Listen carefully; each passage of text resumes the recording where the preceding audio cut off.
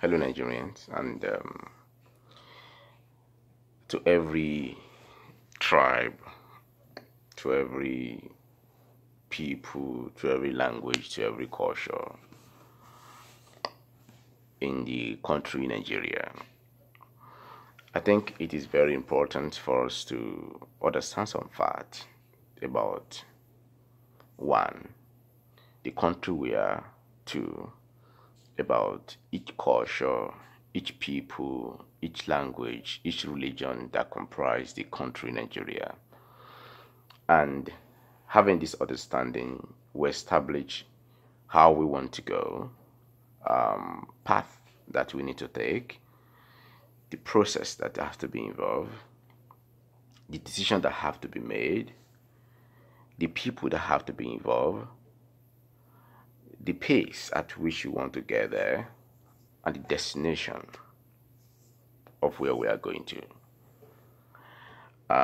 If you are from the eastern part of Nigeria, if you are from the western part, you're from the south, you are an Igbo man, you are an Hausa man, you are a Shekuri, you are a Robo man, you are a Thief man, you are a Bira man, you are from Benue, you are from southern Kaduna, you are a Kaje, you are Sango, you are Katav, you are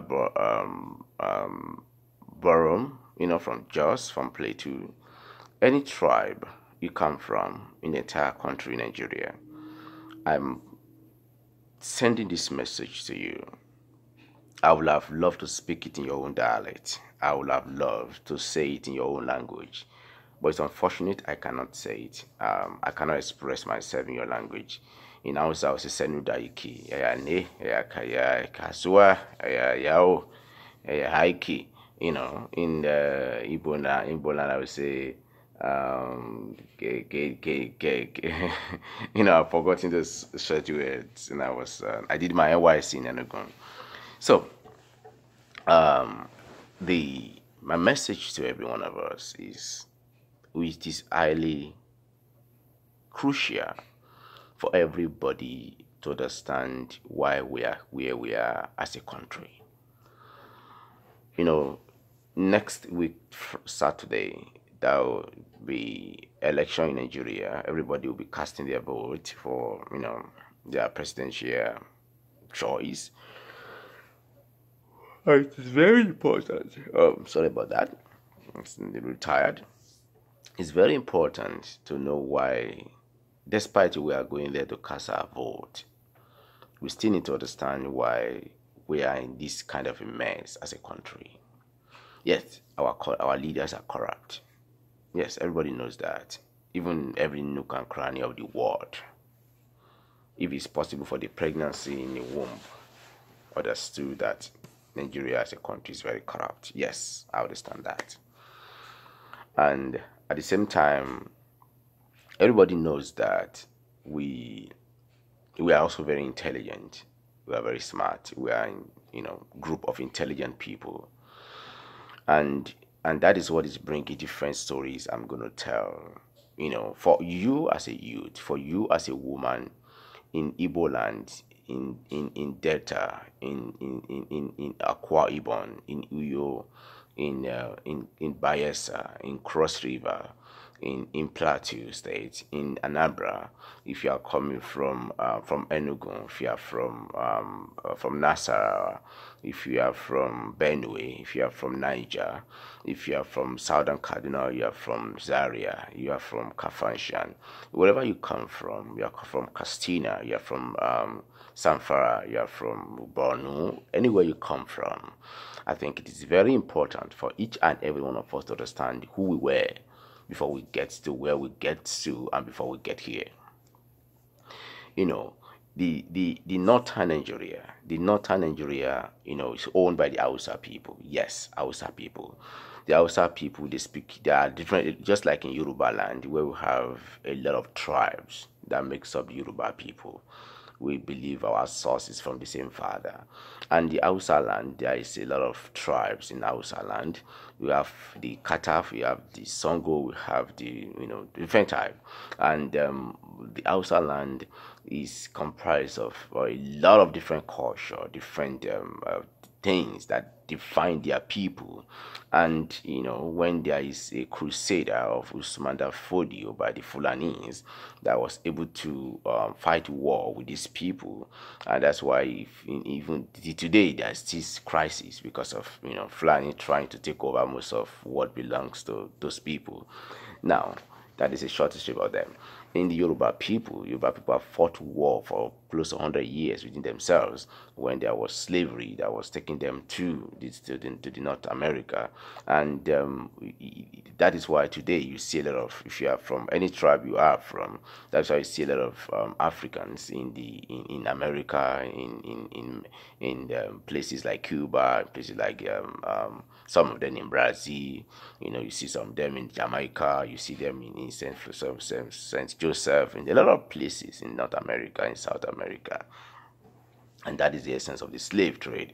But the question is this: to the people that was taken as slave from the northern Nigeria, most of them ended up in the Arabians. They ended up in places like Mali. I'm sorry, places like Niger, Libya, like Morocco, got the way to Saudi Arabia. Many of these our people were taken there. Now the question how is this? Now if you go to most of these places, that is the Arabia country, you hardly see a black families that says they have been there for as long as those guys are existing, just like maybe 200 or 300 years. And the fact is, many of the people that was taken to slavery in that part of the continent were castrated. So if you're an Hausa man and your family was taken to slavery so years ago, I'm so unfortunately you can never have history of anybody tracing their root back that goes all the way to the northern to the Arabian world, because most of the men were castrated. So because they were castrated, they did that intentionally because so that they will not be able to raise children, because they knew that if they raise children, the day will come that they will fight for their freedom.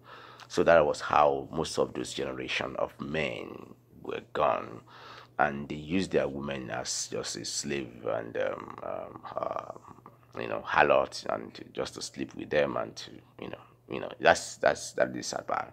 So that was what happened to those.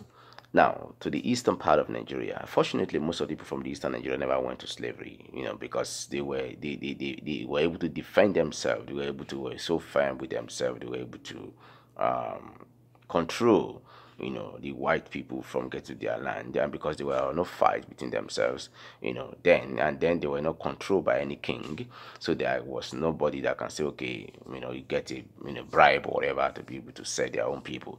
That compared to the Yoruba land, there was a lot of fight between themselves, during the Yoruba war, that led to a lot of people being taken to slavery, like I've said before. And going forward, after that was when British came. They were able to end the war in the Yoruba people, and they were able to bring religion, bring in Christianity. Meanwhile, the Islamic Caliphate from the sort of Sokoto, I'm sorry, the Usman Fodio were bringing Islamic religion, and they were able to enter treaty. And meanwhile, don't forget, if you are from the South Nigeria, from the South Nigeria, there was a lot of treaty between the British and the people, and treaty for them to have business. They have business relation. Now, I want you to understand something. A business relation is that, okay, I'm coming to your people, you are selling me maybe gold, diamond, whatever, excuse me, whatever you are selling, or you are having cola nuts, cocoa, all those things. And, oh no, I've been so tired today. I'm so sorry. And imagine you have a deal, and with that deal, expectedly, you are expected to bring this, I will give you this. Now, such shikina. Okay. But instead of that, they signed this deal. The first question I have: imagine Nigeria of 1908, or Nigeria of 1900, or Nigeria of 1878, or Nigeria of 1856. Just imagine it. How many Nigerians or how many people from our land can read English well? Just tell me. Who among our obas, who among the emirs, who among the elites could read English fluently? The answer is none or very few. But they entered treaty with the British. But British knew that these people does not speak English, and they wrote it in a way. Imagine you going to a bank and they wrote a very long list and they said you should sign, and you want to sign in less than 30 minutes. Before you don't even read it, you just go there and sign. Exactly what happened. That was how your land, that was how everything that belongs to you was stolen by the British people, unknowing to our fathers. But somebody was smart, Jaja Opobo. Jaja Opobo was fighting them. Do you know why he went to OSR? They sent him to OSR because he was fighting the British. Now, do you know why the Benin Empire was destroyed? Benin Empire was the first place that has street lights, even before most of the European country. I've ever heard about that. So Benin Empire, by the Oba of Benin, they have street light, they have most formidable military, and there was a trade between them and the British. Nice trade. They were the one that are making the guns. They were making the guns for the British, while the British were selling them gunpowder and some other stuff. And they were selling the British pepper and some other stuff. A day came that the British brought people and they were requesting for men, for people, for slaves. And the Benin Empire rejected that offer. And they were trying to steal people to force them to do it, and those guys was killed. Those white guys was killed, unfortunately. And that led to British to come back with a lot of soldiers and destroy the entire Benin Empire. And everything you see in museum today that is from Benin was stolen. So if you don't know, if you are a youth in Nigeria, if you are a youth in Yoruba, if you are a youth in Delta, if you are a youth in Bayelsa, and you don't know your history, you don't know what happened, and you are not angry, I'm sorry, I can call you a fool. And that is why you don't know why Nigeria is not moving forward. Because most of the records that define us together is corrupt, is evil. Now, they did those things, they destroyed the entire Benin Empire, they destroy everything. You can go and read online, go on research, you will see what I'm saying. Everything was destroyed, And now, many people that are even studying history in Nigeria does not hear a single word about Benin Empire. That is so sad. Now, that is short history about that. And most of what we signed, that was signed by those guys that is not educated, that does not know how to read, are the reasons why, most of the reasons we're in this trouble in Nigeria today. Because after those things were signed and they were going to the northern Nigeria, don't forget, they were coming with their education, they were giving education, they were signing treaties. But the northern Nigeria, which is the so-called the Islamic Caliphate, rejected education. So if you are from northern Nigeria, if you are in Alade, you are not able to hear simple English that I'm speaking to you, you are not having educated today. It's not because they love you. It's not because Sultan of Sokoto then loves you. It's not because they care about you. It's because they always want you to remain poor so that you can be used as an instrument of war. So that you can be used as an instrument of war. Then, now, where are their own children? Are their children at Almajiri, or are their children not going to school? Most of them have their children in Europe. They have their children in the white man country. And they will tell you now, Boko Haram, that Western education is evil. Where are their own children? If it is evil, why were they educated? Why did they go to school? So they did these things to you for you to remain poor and for you to be killed. And for you to be born and be killed. Because they will tell you that you are dying for religion, you are dying for, no, you are not dying because of religion. You are dying because you are foolish. You are dying because they intentionally make you to be poor and have no ability to make any decision of your own because you are not educated. You don't have education. Bad turenshi, bad grammar, bad nothing. you know, by Magaranta, because lack of Magaranta, lack of education, that is why they are able to use you to perpetrate their evil. Now we have what is called Boko Haram. It's not because Boko Haram is anything, it's just an instrument by them to destroy your community. If you are able to hear me, if you are able to understand what I'm saying, I have friends that are Hausa people. I have friends that are Fulanis. I have friends that are my classmates. But I'm telling you this truth because it is important for everybody in Nigeria to know how and why we are where we are today. Now, let's go to the Eastern Nigeria. If you are an Igbo man, they love trade. I was there for a year. I served in Enugu. They love trade. I love them. They are very industrious.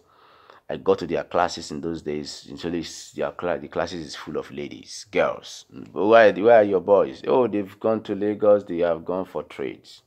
Yeah, it's good. But one thing that I always tell is that no matter how trade is good to make money, education is good too. You know, and I love that I've met a lot of renowned professors, renowned educated people from the East, and I'm very proud. I always remember that. But I one thing I will tell that a change Nigeria, a change Igbo land depend on every tribe in Nigeria. The more people love money, the more you guys want to go away from who or what we want. We as the country Nigeria, the best of it all have to come with a conviction that everybody must be a partaker of what you want. Now, to move Nigeria forward, your contribution as a people is to be collateral between every region, every culture. And seeing somebody as an enemy as a result of what happened in 1960 something because of civil war, especially against Yoruba people, it doesn't move us forward. Because everybody in this show of the world, the most important thing to every creature is survival. Either you like it or not, you are working to survive, you are living to survive. The most important thing to every creature is survival. Even a bird, even a chicken, the most important thing is survival. So as you, as me, as myself, any tribe in Nigeria have a reason to survive and have a reason to fight for their freedom, fight for their independence, fight for their liberty, and fight for their growth. Now, as a Nigerian, what do we need as people? Now, if you are from the middle belt Nigeria, they've deceived you too much in the northern Nigeria that Arewa people, Arewa Consultative Forum. There's nothing like that. What is Arewa? They will call people from Kogi as Arewa, people from what's it called, Kwara as Arewa. The entire people in the west in Kwara, they are Yoruba people. So how could the people from Kwara become Arewa? And it is a high time that everybody in Kwara understand that they are not Arewa people, they are Yoruba people. So, and it is they have freedom to decide where they belong. They have freedom to decide where they are, who they are. And understanding this will determine their growth, their freedom, their existence as people. Because they will always be treated as second class, even though they are calling themselves to become Arewa. Even so, some people classify themselves, the so-called leaders, you know, they have used that advantage to be able to make their own money, to be able to get their own position because they call themselves Arewa, part of Arewa, and they are foolishing you that they're on the street. Now, if from Ofa, you are from Ofa, you are from what's it called? Or Ada, sorry, you are from Ofa, you are from what this place? I've forgotten most of the names along that route. You are from that part of that lane in Kwara State, and you speak Yoruba like anybody. I love their far stuff. So, but one thing that I always say is this: it is when you decided that you want a freedom for yourself. This is when you are given. And if some people sit down at the top and bamboozling you and say, okay, and this is the way we want to go, it is you people. Your family now has no job. Your children have no job. You don't have six means of survival. Everybody is poor around you, and yet they are claiming this is where they are. Yet they are stealing your money. There is no growth in Nigeria. There's no development. So every region in Nigeria will have a very big duty. And that duty is for all of us to understand that we need to rebuild Nigeria. How do we rebuild Nigeria? It is going to be a collective effort to demand from every region that this is what we want. Don't leave the Igbo people alone. Don't say, okay, they should go and sit down. There is the big issue in Nigeria that every tribe must stand up and fight for. And the big issue in Nigeria is that some people claim to be in charge and always in charge, while every one of us are inferior. No. For us to grow, everybody must have freedom of expression, freedom of growth, freedom to life, freedom to development. We should be able to decide how we want to be governed, or how we decide how we want to be governed. You understand? If you are from every town in Ofa, in Kwara, every town in Oshun, every town in Kogi, every town in Niger, every town in Kaduna, every town, even in Bayelsa, every town in Rivers, every town in Enugu must be able to decide how they want to be governed. And at the same time, every town must be able to be in charge of their resources. So when you see people in Niger Delta fighting, and you are saying they should go and sit down, you too, you have a problem. So is it because you thought they don't have oil in your land? That is not true. Oh, your own land have gold. People telling me that the northern Nigeria does not have anything. I say you go and sit down. The northern Nigeria has the highest number of solid minerals in Nigeria. They are richer than many of Nigerian regions.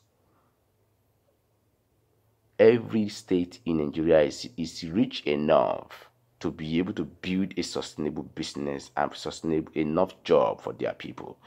So nobody should tell you that northern Nigeria does not have anything. In fact, right now they are producing most of the food in Nigeria. The food alone is enough to sustain their business. And two, agriculture alone is enough to sustain their business. What does Israel have? Israel have agriculture and technology. Now they just have oil in Mediterranean.